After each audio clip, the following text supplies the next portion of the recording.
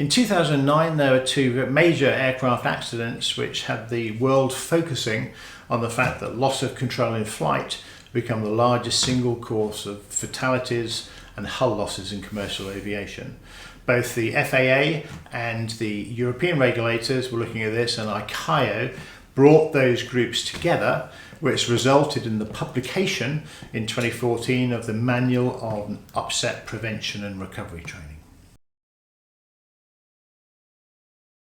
So I'm Mark Greenfield. I'm the founder and CEO of the Ultimate High UPRT Academy.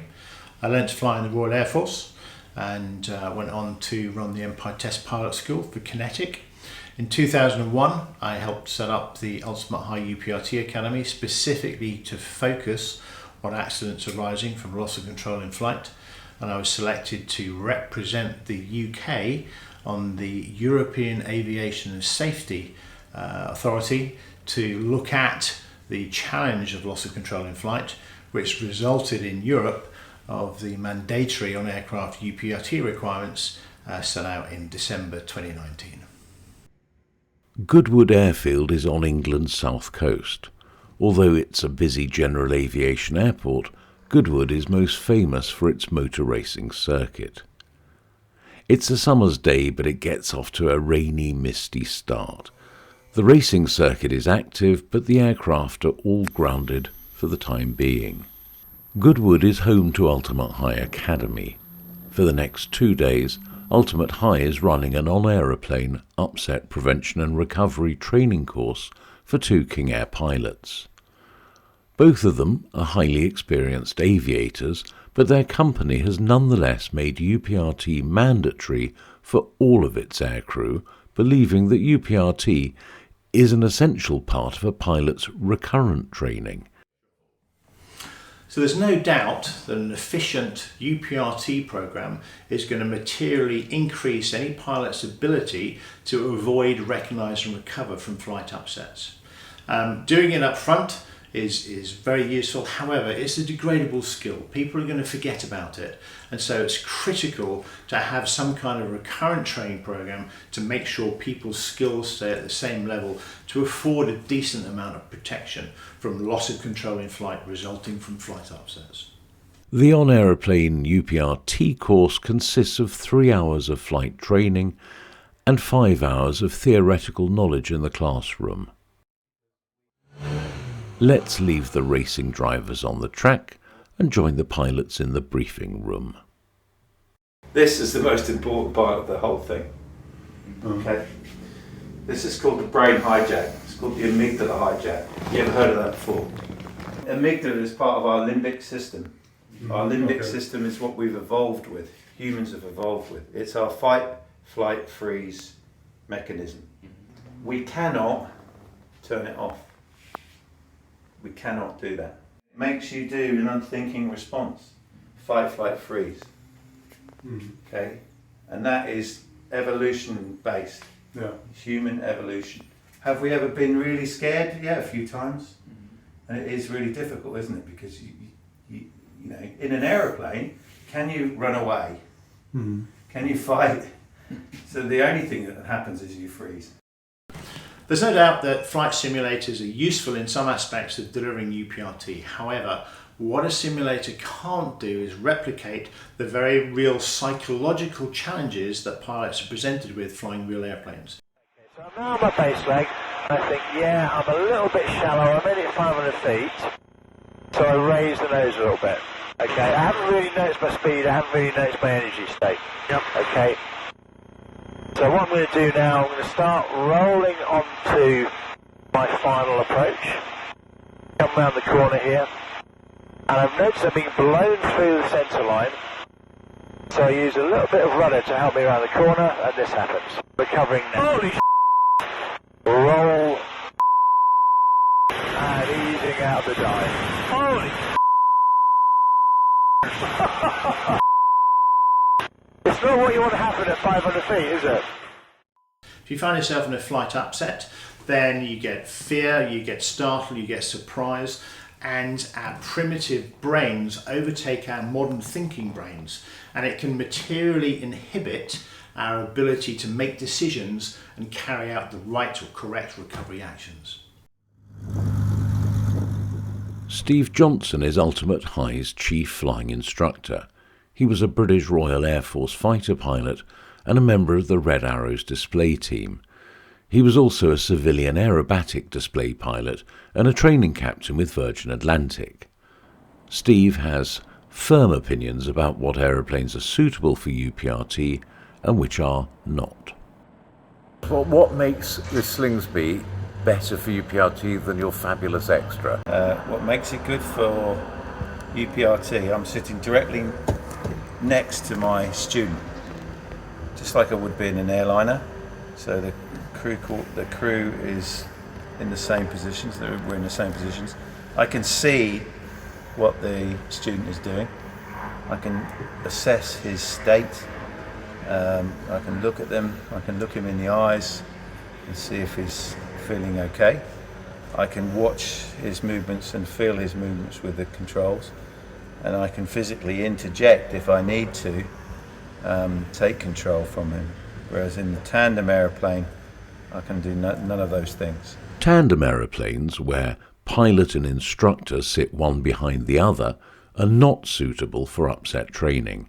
This is because the instructor is unable to monitor the student's reactions to unexpected and uncommanded aeroplane upsets.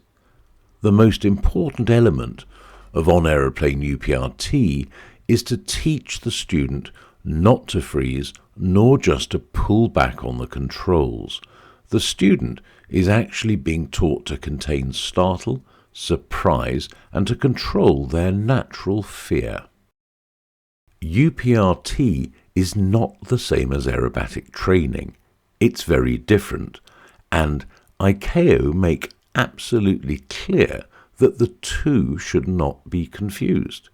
Aerobatics are deliberate manoeuvres in which the aeroplane is flown in unusual pitch and roll attitudes using intentional control deflections that are never used in normal flight. That the task of a UPRT flying instructor is probably more challenging than any other aspect of commercial flight training.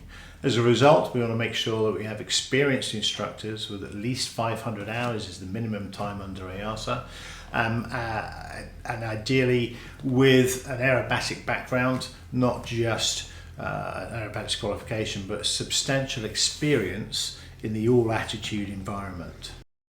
The bottom line is you have to be prepared. If the student does something very quickly that's incorrect, you have to make sure that the instructor is not only capable of recovering the airplane from any situation, but is also calm and relaxed. The weather at Goodwood has improved and training flights resume. The students are given a detailed briefing before each flight. The briefing covers the technical aspects of the flight as well as a very careful safety briefing. A UPRT sortie exposes students to pitch and roll attitudes as well as G-loadings that they don't normally experience as commercial pilots.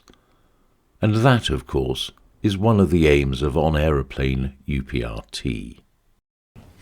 Ab initio training covers the basic elements of stall and spin avoidance. Experience has shown, and the statistics very clearly indicate, that this is insufficient, and as a result, the upset prevention recovery training provides a far more meaningful level of protection for commercial pilots. With everything in aviation, there's a balance between the value of the training and the cost of the training. So I think the 3-hour course realistically is a compromise. Personally, I think that pilots should fly more than 3 hours. But we understand that everyone is budget driven. 3 hours, in our view, having been doing this for 20 years now, is the very minimum that it takes to get a pilot, a commercial pilot, in a position where they have the confidence and competence to reliably and consistently recover from flight upsets. What we want to do is to build resilience in our pilots so that if the unfortunate event should happen, they have both the competence to fly the airplane and the confidence that the recovery actions that we teach will get them out of the flight upset. So that combination of competence and confidence develops resilience.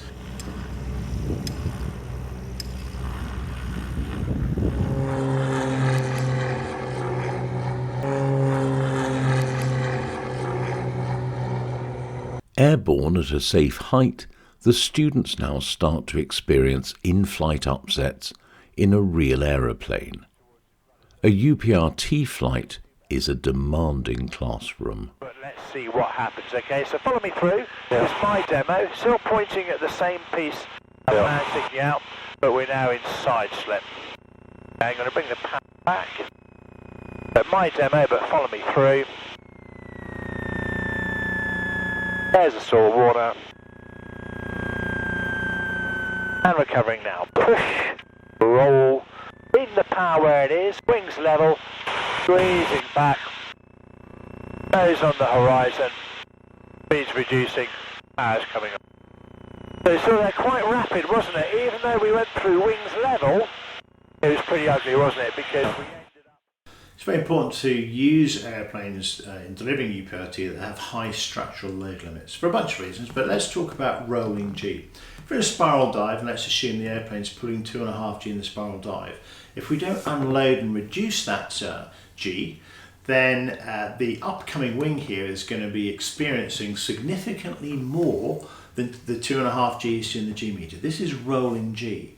And you've got to have an aerobatic airplane because you need that big margin. Your average Cessna or Piper, you're just not going to be able to do that, and you're going to be exceeding G limits, which is why it's critical to use an aerobatic aircraft for UPRT delivery. The course ends with a final debriefing after 3 hours of UPRT flight training and 5 hours of theoretical knowledge. The two students will be safer pilots, having been exposed to actual in-flight upsets in a real aeroplane. Mark Greenfields at Ultimate High Academy is able to deliver UPRT training for simulator instructors. This is an ICAO recommendation that is often overlooked by national authorities. The simulator can actually be a force for bad if it's used incorrectly, so it's very important that the trainers in the flight sims themselves are properly trained in the techniques associated with UPRT. And one of the things we can do, of course, is to train those flight sim trainers to deliver UPRT effectively in the sim. Europe is fortunate to have qualified UPRT providers like Ultimate High Academy. Worldwide, however, there is a very real shortage of properly equipped companies that can offer suitable aerobatic aircraft and properly qualified and experienced UPRT instructors. So national aviation authorities are having a problem implementing their UPRT programs because there's a real shortage of qualified instructors. To become a UPRT flying instructor requires a lot of specialist training, and there's a real danger that if it's not done properly, it can do far more harm than good.